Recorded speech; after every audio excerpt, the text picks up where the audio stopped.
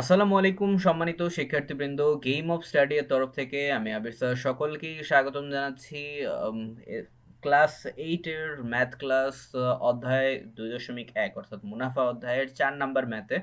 তো যেটা আপনাদের এই 18 পৃষ্ঠার মধ্যেই কিন্তু আছে। তো যারা হচ্ছে আগের ভিডিওগুলো এবং আগের ক্লাসগুলো হচ্ছে যারা দেখেননি তারা অবশ্যই হচ্ছে সিরিয়াল বাই সিরিয়াল দেখে নেবেন, তাহলে আশা করি আপনাদের ম্যাথগুলোতে সমস্যা হবে না। ওকে। আর এই ভিডিওতে মূলত আজকের 4 নাম্বার ক্লাসে আমরা 4 নাম্বার অঙ্কর ব্যাপারে কথা বলবো। মূলত হচ্ছে আমি সেগুলোই ম্যাথ সলভ করাচ্ছি যেগুলো হচ্ছে আপনাদের অ্যান্সার গুলো নেই আসলে বইয়ে। হ্যাঁ, অর্থাৎ আপনাদের অনুশীলনের যে ম্যাথগুলো আছে সেগুলি হচ্ছে আমি সলভ করাবো তো ইনশাল্লাহ।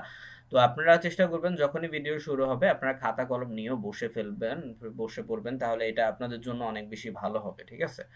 ওকে, কারণ হচ্ছে অঙ্কের বিষয়টা এরকম যে আপনি যদি প্র্যাকটিস না করেন তাহলে কিন্তু আপনি ভুলে যাবেন। হ্যাঁ, তো এজন্য খুবই জরুরি। পাশাপাশি হচ্ছে আমি যখন শেখাবো নিয়মগুলো, পাশাপাশি চাইলে আপনাদের বিশেষ করে এমন স্টুডেন্ট যদি থেকে থাকেন যে আপনাদের মনে রাখতে অনেক কষ্ট হয় বা হচ্ছে ইজিলি ভুলে যান, তাহলে অবশ্যই লিখবেন, বেশি বেশি হচ্ছে নোট করার চেষ্টা করবেন এখন থেকেই। ঠিক আছে, তাহলে এটা আপনাদের জন্য অনেক বেশি ভালো। ঠিক আছে, অঙ্কর জন্য আলাদা একটা খাতাই রাখবেন। ওকে, সো যাই হোক, আজকের ক্লাসে হচ্ছে আমরা ম্যাথ নাম্বার 4 এটা হচ্ছে আমরা সলভ করাবো। তো 4 নাম্বারের ম্যাথ দেখি আমাদের 4 নাম্বারে কি বলছে। আচ্ছা, আর আগের ভিডিওগুলো যারা মিস করেছেন তারা অবশ্যই দেখে নেবেন। তো নর্মালি আমাদের প্লেলিস্টে গেলেই কিন্তু পেয়ে যাবেন ইউটিউবে ক্লাস 8 এর ম্যাথ, এখানেই আপনাদের প্লেলিস্টে সব সিরিয়াল বাই সিরিয়াল আকারে দেওয়া আছে।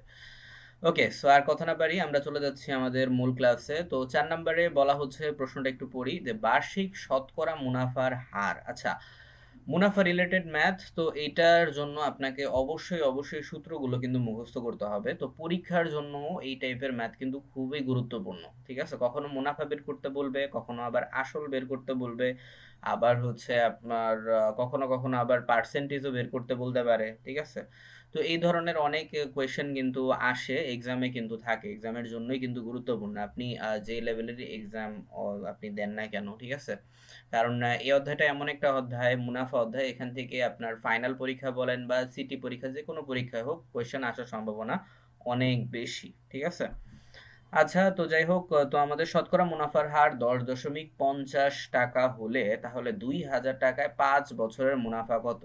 আচ্ছা, 2000 টাকা 5 বছরের মুনাফাটা কত হবে? তো আমাদের মুনাফা যেহেতু বের করতে বলছে, তো সিম্পল ভাবে আমাদের যদি মুনাফার সূত্রটা যদি জানা থাকে তাহলে ইজিলি আমরা বের করতে পারবো। চলুন, কিভাবে আপনি শালীন সূত্রটা জানলেই হবে না, অঙ্কটাকে সুন্দরভাবে সাজানোটাও দরকার আছে।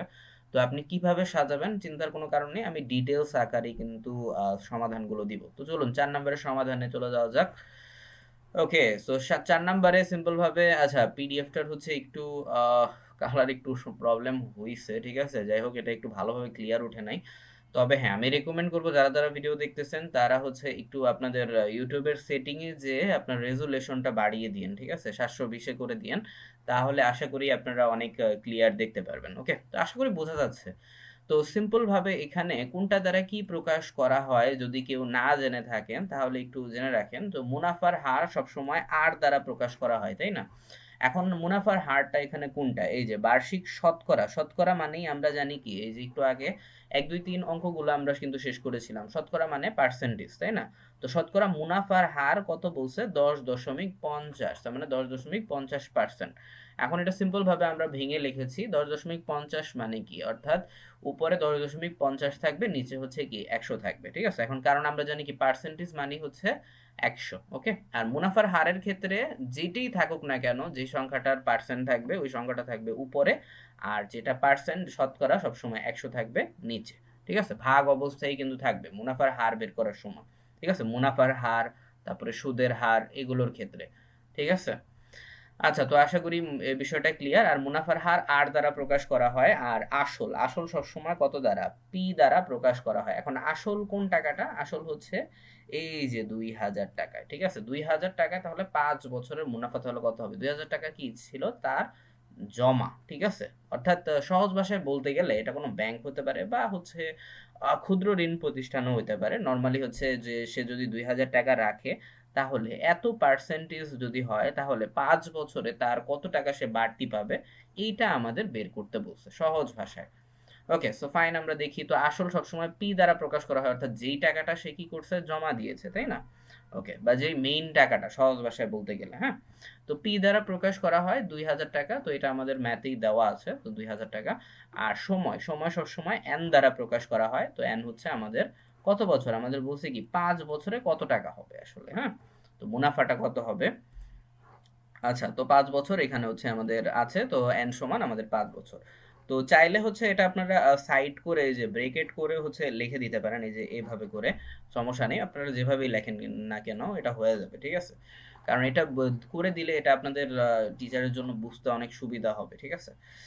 আচ্ছা, কারণ অনেক স্টুডেন্ট আছে যারা হচ্ছে এই যে ডাইরেক্ট অঙ্ক করে। বিষয়টা এরকম করবেন না, হ্যাঁ? একটু ট্রাই করবেন একটু ডিটেইলস এ করার। কারণ এই অঙ্কগুলো এমনেও ছোট আছে। তো এত বেশি শর্ট করলে পরে হচ্ছে আপনাকে ১-২ নাম্বার কমায়ও দিতে পারে। আচ্ছা, তো এইবার হচ্ছে আমাদের যেহেতু মুনাফা যেহেতু বের করতে বলছে, এই যে মুনাফা কত এটা বের করতে বলছে। তো মুনাফার সূত্রটা কি? মুনাফার সূত্র হচ্ছে আপনার হ্যাঁ, মুনাফা হচ্ছে আপনার সিম্পল ভাবে আচ্ছা P ইকুয়াল টু না সরি এখানে I ইকুয়াল টু সরি হ্যাঁ। এখানে I ইকুয়াল টু PRN, হ্যাঁ? এটা হবে সূত্র। তো I ইকুয়াল টু PRN এটা হবে সূত্র। দেন হচ্ছে আমাদের মুনাফা। ঠিক আছে? মুনাফা তো সিম্পল ভাবে আমি আবার বাংলাতে লিখেছি যাতে আপনাদের বুঝতে অনেক সুবিধা হয়। তো মুনাফা সমান আসল গুণন মুনাফার হার গুণন সময়। এই হচ্ছে সূত্র। ঠিক আছে? তো দেন হচ্ছে আমরা সিম্পল ভাবে আসল আমাদের কত? ২০,০০০ তো আসলের জায়গায় ২০,০০০ লিখেছি গুণ এরপর মুনাফার হার এই যে ১০.৫০/১০০ তো লিখলাম। এরপর গুণ ৫। তো আমরা জানি হচ্ছে সিম্পল ভাবে এই নিয়মটা মোটামুটি জানি যে গুণ এবং ভগ্নাংশ আকারে যদি থাকে তাহলে রাশিগুলো কি হয়? কাটাকাটি যায়। তো ১০০ কে ২০,০০০ দিয়ে যায় ২০ বার যায়। ঠিক আছে? ২০, ১০০, ২০,০০০ তাই না? তো এখন ২০ আর ১০.৫০ এবং ৫ এই তিনোটাকে যদি আমরা গুণ করি তাহলে কিন্তু আমাদের মেইন যে ৫ বছরে কত টাকা আসলে আমরা পাবো মুনাফাটা সেটা আমাদের বের হয়ে যাবে। অর্থাৎ নরমালি আমাদের মুনাফা হবে কত তাহলে? ১,০৫০ টাকা। ঠিক আছে? ওকে, সো এটাই হবে আমাদের মুনাফা। সো আশা করি এই ম্যাথটা অনেক ইজি ছিল। তো যারা হচ্ছে আপনার সূত্রগুলোতে প্রবলেম আছে তারা অবশ্যই সূত্রগুলো দ্রুত মুখস্থ করে ফেলবেন। তাহলে এটা আপনাদের জন্য অনেক ভালো।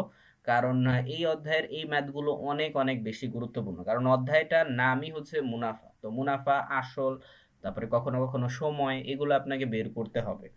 ঠিক আছে? তো অবশ্যই সূত্রগুলো রিমাইন্ডে রাখবেন। তাহলে হচ্ছে আশা করি আপনাদের জন্য অনেক বেশি কাজে দিবে। তো ৪ নাম্বার ম্যাথও হচ্ছে আমরা আজকে শেষ করলাম। খুবই সহজ ম্যাথ ছিল। ইনশাআল্লাহ আমরা পরবর্তী ক্লাসে হচ্ছে ৫ নাম্বার ম্যাথ করাবো। ঠিক আছে? সবাইকে শুভকামনা রইলো সেই ম্যাথের জন্য অর্থাৎ যাদের এই ম্যাথগুলোতে প্রবলেম আছে।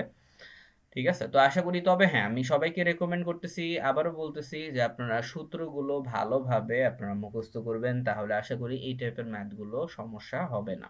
ঠিক আছে? যেভাবেই দেখ, যেই সংখ্যাই দেখ না কেন, যেই বছরই দেখ না কেন আপনারা কিন্তু বের করতে পারবেন। ঠিক আছে? ওকে, সো শুভকামনা রইলো ক্লাস 8 এর সকল পরীক্ষার্থীদের জন্য। আর ম্যাথগুলো ভাষায় ভালোভাবে প্র্যাকটিস করবেন। আর অবশ্যই ম্যাথের আমার সমাধানগুলো খাতায় তুলেও রাখবেন। তাহলে এটা আপনাদের জন্য অনেক ভালো হবে। নোট খাতা রাখবেন তাহলে এটা অনেক ভালো। আর একটা অঙ্ক ২-১ বার করলে আশা করি আপনাদের আয়ত্তে চলে আসবে। ওকে? আর তারপরেও যদি কোনো অঙ্ক যদি বুঝতে বা কোনো অংশ যদি বুঝতে যদি সমস্যা হয়ে থাকে তাহলে অবশ্যই কমেন্ট করে জানাতে পারেন। ইনশাআল্লাহ আমি চেষ্টা করব ভিডিও রিপ্লাই দিতে। ওকে, সো আজ তাহলে এই পর্যন্তই। ইনশাআল্লাহ নেক্সট ক্লাসে হচ্ছে ৫ নাম্বার ম্যাথ নিয়ে আলোচনা করা হবে। ওকে, ধন্যবাদ সবাইকে। আল্লাহ